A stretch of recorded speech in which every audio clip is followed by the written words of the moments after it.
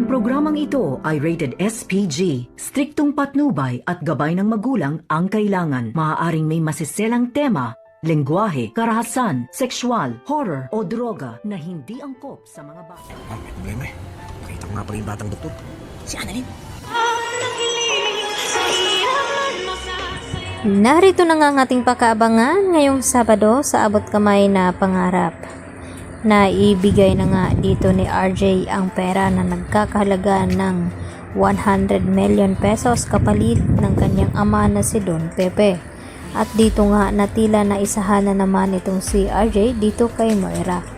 Dahil sinabi ni Moira dito kay RJ na kung gusto daw niyang mailigtas na buhay at maabutan ng kanyang ama ay bilis-bilisan daw ay nasa labas na daw itong si Don Pepe sa loob daw ng basura. Bago daw siya madatnan dito ng truck at makuha ay kinakailangan maunahan dito ni RJ. Subalit wala namang intensyon itong si Moira na ibalik itong si Don Pepe dahil sa kanyang sekreto na baka malaman dito ni RJ at ni Giselle na magkasabwat sila ng kidnappers na ito.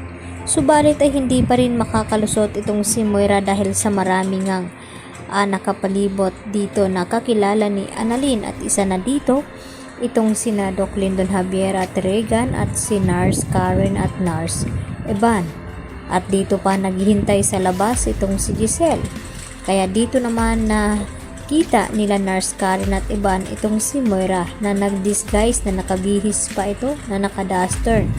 At gulat na gulat naman itong si Moira na nakita itong sila Nurse Karen at Evan.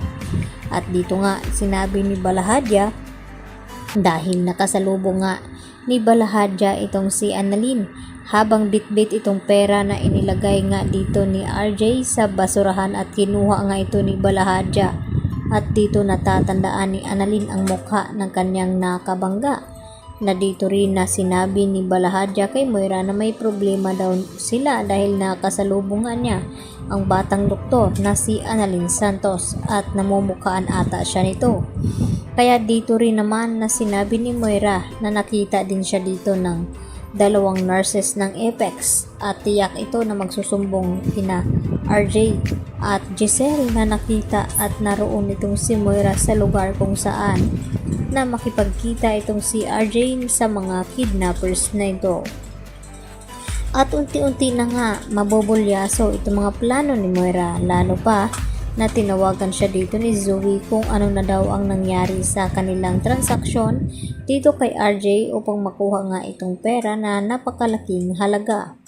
Samantala dito rin si Lynette sa bangko kung saan ay pagkalabas dito ni Lynette ibinigay niya dito sa mga nang loob sa kanila at hindi naman tinanggap ang pera dahil nagbago na rin daw ang isip nito at gusto mangyari na gusto nilang makuha itong si Annalyn Santos dahil mas malaki daw ang kanilang makukuha at hindi inaasahan dito ni Lynette na makita nila itong si Patricia Minor at itong si Doc Katie at tinawag nga siya nito at nilapitan.